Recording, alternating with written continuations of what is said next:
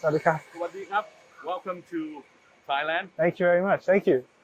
Feels like coming home. It does. It does. I always get reminded by the heat, and even just driving around today, I feel it. Like Yeah. it's just so much hotter than what we're used to driving in around the world. Maybe Singapore is the next one, but it feels great. You know, I love coming back, doing stuff like this as well. It's a lot of fun. Well, good news for you. Aside from the heat, you might get some rain as well. Yeah. Well, apparently, you know, we're driving electric cars right now. Yeah. And water and electricity don't go together very well. So I'm not sure if we're going to have a race later today, but fingers crossed, because I'm excited. I've been watching a lot of the guys out here today, and you know, I did an event like this in must have been 2017, 2018, a similar kind of event, but the level has improved so much just from what I've seen. I was really surprised, very pleasantly surprised, that the level now in Thai motorsport, just from here today, is much stronger than when I was here last time. Okay. Now you touched base on it on you know the upcoming young guns Yeah, that are coming up from Thailand. So can you tell everyone about what you're doing here and what you're trying to do for the next generation? Yeah, so we're here today. You know, coming from where I've grown up in motorsports, I've been in a very privileged position. I've you know, unfortunately, I would say a lot of the racing right now has to be done in Europe. A lot of the drivers are based in Europe. A lot of the drivers in Formula One are European. And there's a saying, you know, to be the best, you have to drive against the best. And it's expensive. You know, if you want to be a Thai driver and you want to get into Formula One, you need to have a lot of money. You need to be able to afford to be able to go over to Europe and race. And you know, it is difficult.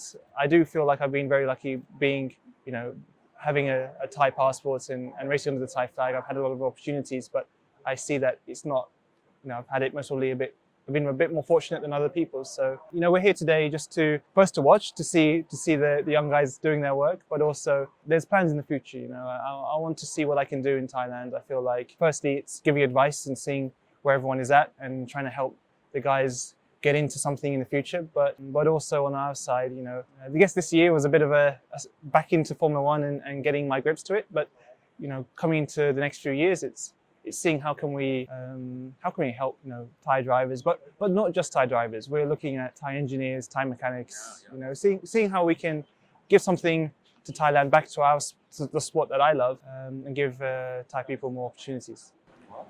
You being here, I'm sure, are the inspiration to a lot of people. Thank you. And also when you're driving with the Thai flag Yes. for Williams. Yes. So, gotta ask you, how would you sum up, you know, your season 2022? Yeah, it's been a different year. Almost, I take it in two halves. If you think about me personally, you know, I've had a year away from the sport, and it's always difficult when you've had a year off. A lot of pressure on yourself to see where you are, to see if you can come back strong and prove the critics wrong, you know. And I felt like this year I've done mostly that. I feel very proud of my year. I think, personally speaking, it's been my best year in Formula One. I feel like I've come back more experienced, more confident, and I'm really happy with the performances this year. I feel like I couldn't have asked for a better year to come back on. But on the other half, you know, of course, as a team, as Williams, we've been struggling. We've been more towards the back of the field, and we want to be scoring more points more regularly. We want to be having opportunities like that more often.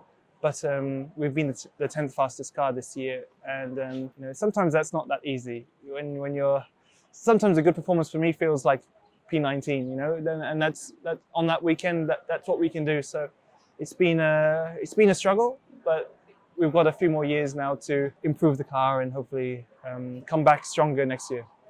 Well, what are the things that you think should be improved? Obviously, you guys are fast on the straight, and you proved that by at Spa. Yes, you know, sure. You know, to battle for the points. So, what do you think that should improve? We have a difficult car to drive. We need certain corners our car performs well in, and other types of corners we really struggle. So circuits where there's long straights and specific corners like Monza, Spa, we can be okay at. And then there are other circuits, let's say like Brazil or Mexico, where they really don't suit our cars. So it's not that easy for us, and we know why we're slow. We know the corners we are slow in. Now over the winter, we really need to act on that, really analyze all the work at the factory is studying why is our car doing that kind of balance? Why is it, understeering in one corner? Why is it oversteering in another corner? Because for us, it's not easy to drive.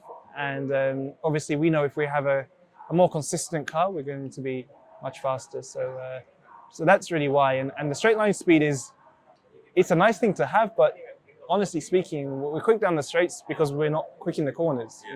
Downforce is one thing, and we can't seem to be able to generate efficient downforce. When we add more downforce to the car, we lose a lot of straight line speed. Get a lot of drag. A lot of drag, exactly. Yeah. So if I remember correctly, top 10 3 times. Yes. P12 4 times. Yes. P13 5 times. Yes.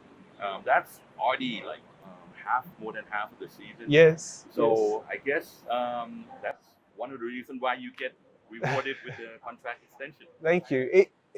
It's a strange one. It's in previous years at Williams, I think qualifying has been their strong point, and the race has been more difficult. When I think about George Russell when he was at Williams, he's struggled a lot in the race space. But this year it's been a bit 50-50. Sometimes we're good in the race, sometimes we're good in the qualifying. But we've always been good at strategy. We've always been good at taking advantage of lap one, overtaking positions. We are quick on the straights, which makes us hard to overtake. And, for example, like Spa, we can hold off other cars even if we're not actually faster than them. So it's been a very good year, like I said. And I feel like sometimes our performances get unnoticed a little bit because we're not, we're not on TV all the time, and we do these P12, P13 performances, which for us feel like podiums, they feel like wins sometimes, and we're in our own little world. But yes, it's been very good. Well, looking forward to next season. Yes. What would be your personal target? Personal targets next year, I want to be fighting more in the points. I feel like sometimes it can be a little bit frustrating, and motivation sometimes isn't as strong when you're not fighting for Q2, you're not fighting for points. And as a team, I want us to improve. I feel like we have to improve. No goods, being the 10th fastest team. No one wants to be the 10th fastest team. So we have to do better. And that's really my main goal. Is I'm not saying I want to be P8 in the championship or whatever. I want us to improve from this year, and I want us to be fighting in the points for most of the races. And now that you have a contract extension, I mean, does that, make it easier for you to set your goals, set your targets?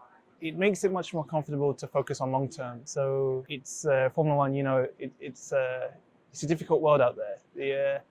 This is the first time in my career I can feel comfortable what I'm doing the next year.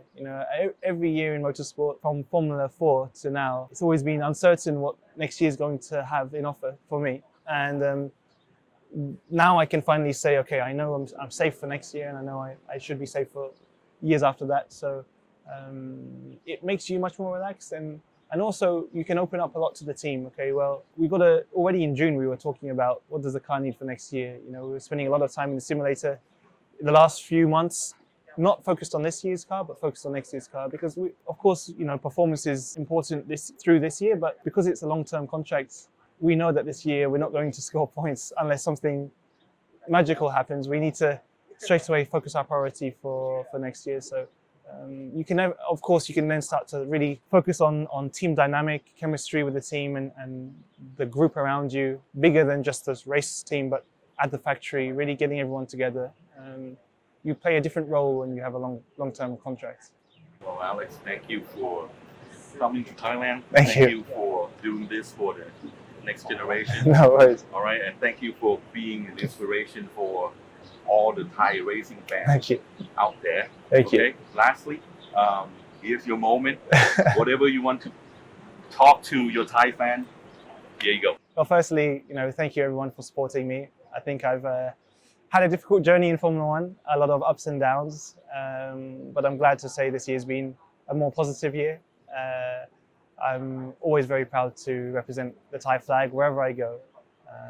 I'm seeing the rise in Formula One in the circuits that I go. I see Thai flags now in the grandstands, in the stadiums. It fills me with a lot of joy, and I hope in the future I can do you proud and I can achieve better and bigger things. So thanks for the support, and hopefully I can also impact the future for the younger generation. I hope I can create an example, and maybe I can open a lane to allow more Thai drivers to come into Formula One. Thank you very much. Khop khun krap.